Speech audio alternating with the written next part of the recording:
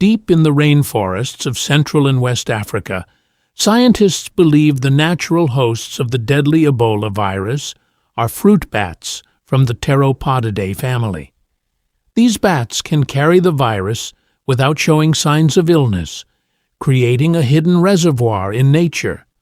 Researchers say the virus can spill into human populations when people come into close contact with infected wildlife, including fruit bats, chimpanzees, gorillas, monkeys, forest antelope, or porcupines that are found sick or dead in the rainforest. Exposure to blood, organs, secretions, or other bodily fluids from infected animals is believed to trigger the first human infections in many outbreaks. Once Ebola enters the human population, the virus spreads through direct contact with infected bodily fluids. Health authorities warn that blood, vomit, feces, urine, saliva, sweat, breast milk, and semen from an infected person can all carry the virus. Infection can occur when these fluids enter broken skin or mucous membranes, such as the eyes, nose, or mouth.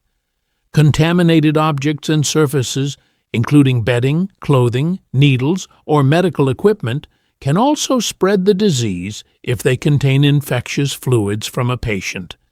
Medical experts emphasize that Ebola is not spread through casual airborne transmission like the common cold or flu. People cannot transmit the virus before symptoms appear.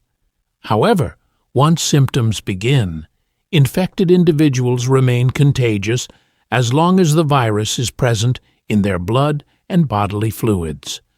This makes rapid isolation and strict infection control measures critical during outbreaks. Health and care workers have often faced some of the highest risks during Ebola epidemics.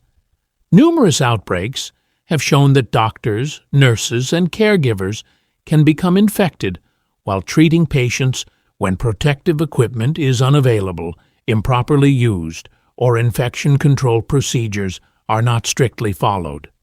In overwhelmed treatment centers, even a single lapse in safety protocols can allow the virus to spread rapidly among frontline staff. Traditional burial practices have also played a major role in several Ebola outbreaks. In some communities, mourning rituals involve washing, touching, or kissing the body of a deceased relative. Because the virus can remain highly concentrated in the body after death, these ceremonies can unintentionally become major transmission events.